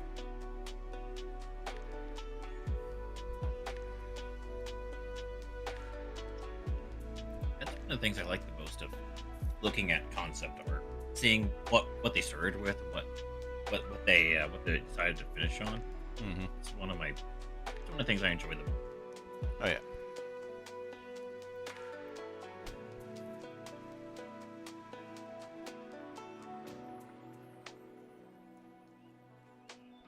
So I was gonna delve into weapon skills, but I think for the purposes of this stream, it would be a little bit in the weeds, especially since when it comes to each of the weapons that are available, they're ones that we already have accounted for. Yeah. But I know that when we get to 14, that kind of thing is going to be significantly trickier. Oh, yes. Yeah. that is going to be a fun one. And I will note this. While I was doing research, I did notice a degree of grognardism among some of the vids that I sat through. Goodness. There was that one 2-hour video that Riona had sent me a while back that I kept putting off on watching until I finally did. A lot of it was what I needed, but for one of the expansions, specifically Seekers, they go into the sidebar about how maybe they should have done some sort of story about colonialism. I'm like, why? Why would that be necessary, especially for an all-ages MMO? Because I don't really play the game. But when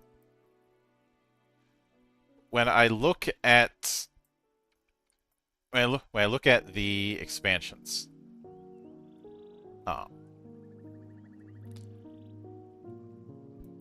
the vibe that I get is, first off, the Shadow Lord is a far more interesting character than the name might imply.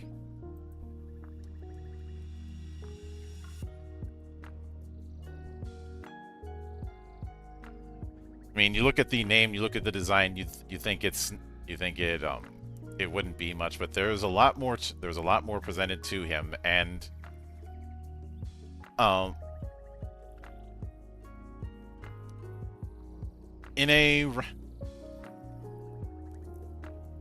there was a small part of me that wonders if there was some I wasn't gonna say if there was some inspiration from the Lich King, but the timelines don't add up. Mm-mm. And I'm not saying that because of Wrath of the Lich King, but let me double check when the Frozen Throne came out.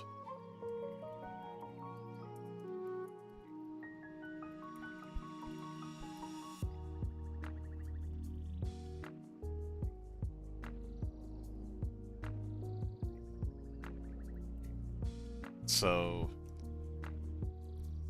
Frozen Throne was 2003, so yeah, the timeline really doesn't add up. No.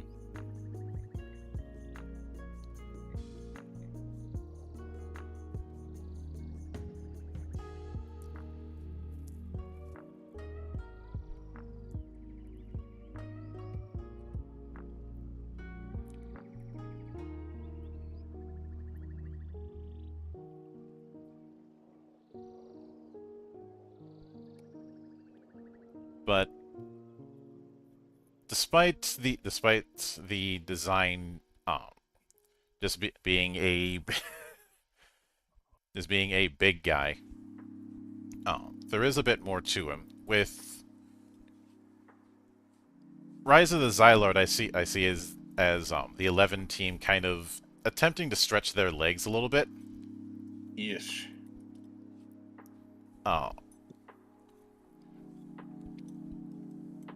Though for some reason I remember some people saying Camelot is not that interesting of a villain. I think he's perfectly serviceable for what his role is. Yeah. Chains of Promathia was where I feel a identity was really scratched, and it's the one that feels like is one entry that feels like a FF story that you would have seen in any other mainline game. You know, dealing with a world-spanning adventure against a existential threat and developing a international party in the process. If anything, maybe it's just me, but I feel like if I was building a tabletop campaign, Chains of Promathia would be one that I would very much take notes from. Yeah. I need to look into that.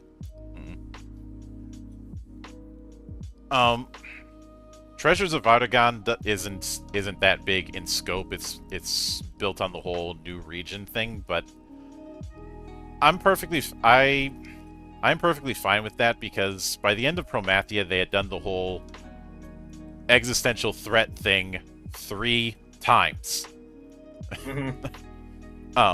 Once with the Shadow Lord in Vanilla, then again with Camelot with Rise of the Xylart, and then again with Promathia in Chains of Promathia. So, and we've seen what happens when you try and do the world-ending threat every single arc. You tend to DBZ it, for lack of a better term. Yeah, that is true.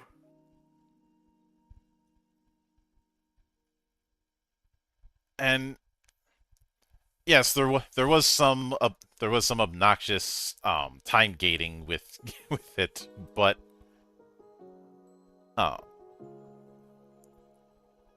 the Fertile Crescent is a setting that isn't used a whole lot in RPGs.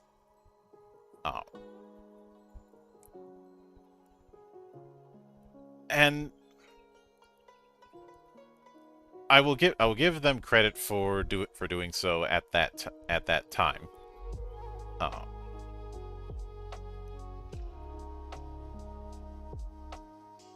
But when I look back at the way the expansions worked, I do see a lot of flying by the seat of their pants kind of thing.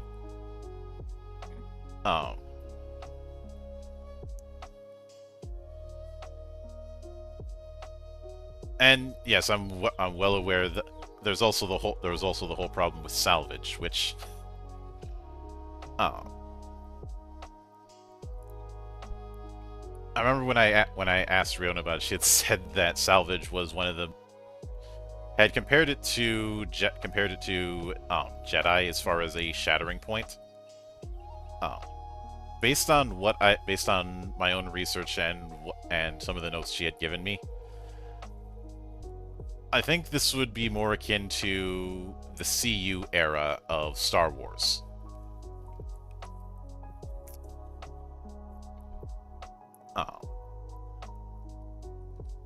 Because when they did combat upgrade, they were trying to focus a lot more on the combat side of things, and it was very, very divisive.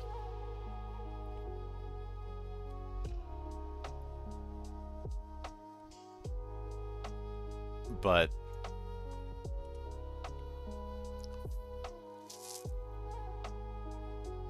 no, Wick. In addition to that, I think Wings of the Goddess might be another one to crib notes from, especially since in a lot of fantasy settings and some sci-fi settings, you have some major conflict that happened in the past that everyone in the present day is still dealing with the after effects of. But we never get a whole lot of opportunities to really see what happened.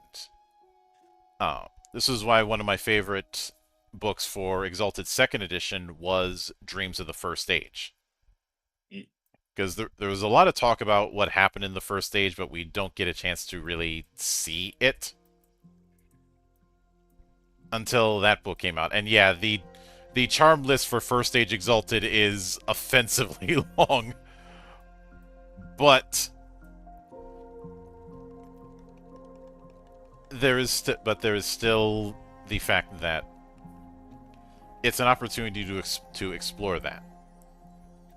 I know some people groan because of time travel, but how else were you going to do it? Plus, Kato's involved in the writing, so let him do his thing.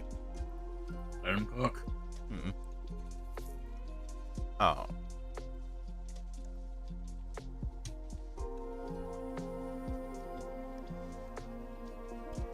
But and I know there were the infamous combat upgrades around the time of Wings of the Goddess. That's where we get into the NGE era, or New Game Experience, which divided things even further.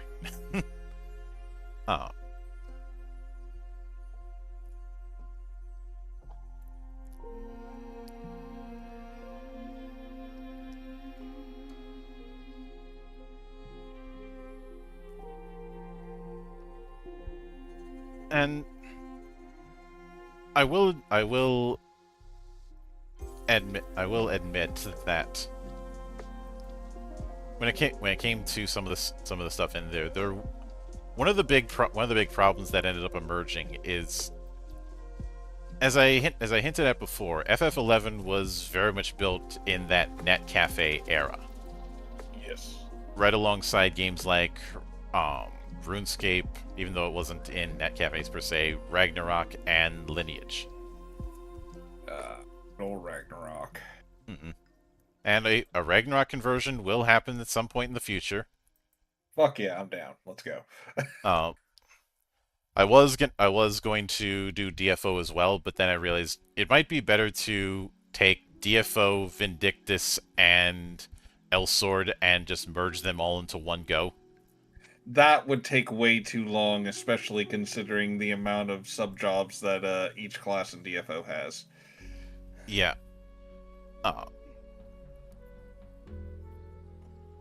It's still being worked on. It was something that was in the back of my mind because they are similar in the style of game that they are, even if not in tone. Elsword is a bit more cartoonish than, say, DFO, and Vindictus is a darker tone than both of them. Yes. Well, how much darker DFO and Vindictus are is, I can go either way on that one, if I'm being honest. And DFO, I mean, for fuck's sake, you're killing gods that are unable to kill each other. Yep. But I do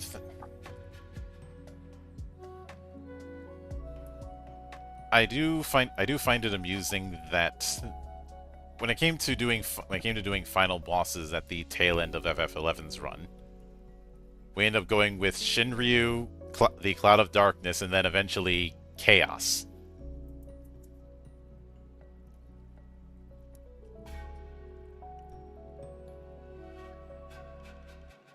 I mean, like, you got to kill Chaos eventually.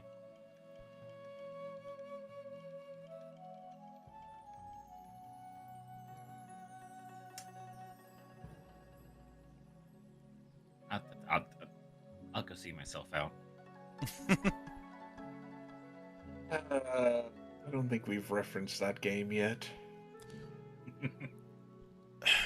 There's some subtle references to it in the book, but because of the way it handles jobs, it wasn't exactly compatible. That is fair.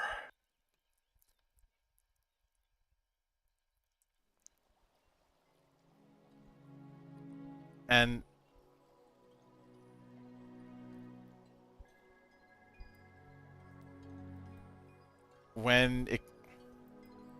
now, with that in mind, when it comes to what we've got next, in about 2 weeks we will be delving into FF14. And I know Evercold is on the way, but if I was to delve into the story end of things, I would end up only doing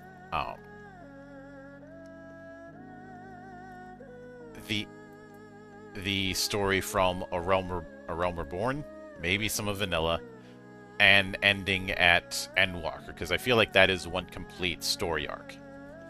Yes. But next week will be a very busy week on this end, because first off, there's the return of Swordforged Worlds, and in addition to that, we have the fact that next week, May 17th, will mark the 5-year anniversary of Legend Edition's development. And there will be a few things that I will have planned. The day before, I will be visiting Everray Games, the Untold Destiny crew. Nice. And having them go through a mock combat with four characters. Oh, the characters are already set up, but I'm not sure if I feel like digging up the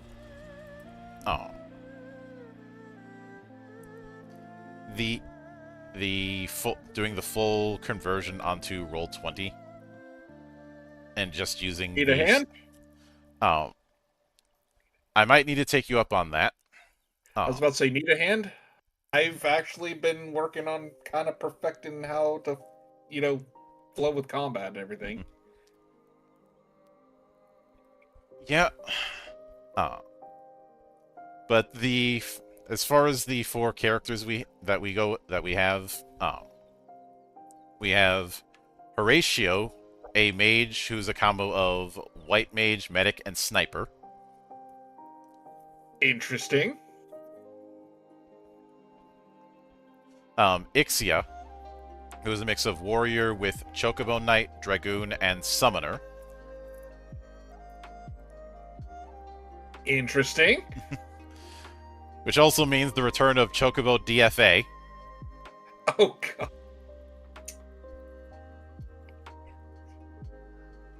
Now this is Chocobo Racing. God damn it. For context, one of the pre-gens during the Agito experiment had Chocobo Knight and Dragoon as well. And it put the idea in my head of a Chocobo doing the Highlander burial from Battletech.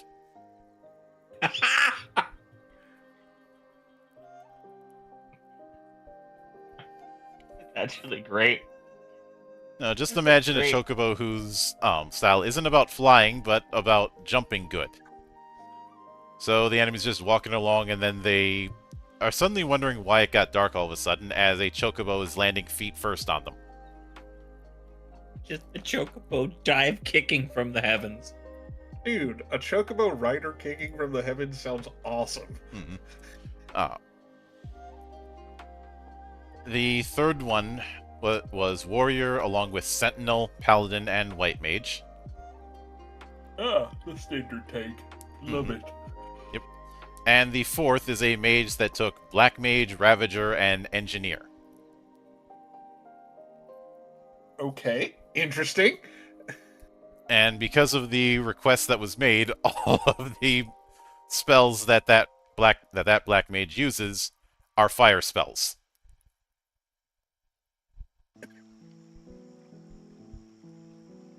Interesting. That could be something pretty interesting. Could provide an interesting challenge for me. But like I said, that's being handled on the 16th. That'll be in the afternoon. Then, obviously, I'm gonna be back on the interview train later that night. On Sunday, after Swordforged, I will do a brief stream going over the last 5 years. There is a video that I have in the works that will be dropping on the 17th. It'll be the first time I've actually done editing in months.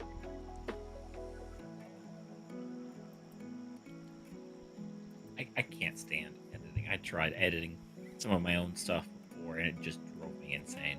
Oh, I'm not the biggest fan of it either, but it's either that or pay ridiculous amounts of money to get an editor just for a 10-minute video.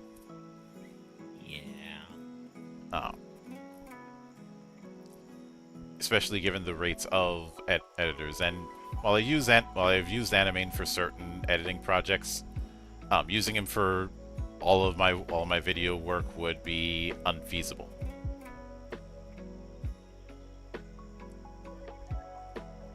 But with that said, there will be a few other surprises along the way, especially since in the coming weeks I'm going to try and redouble my efforts to do more game streams.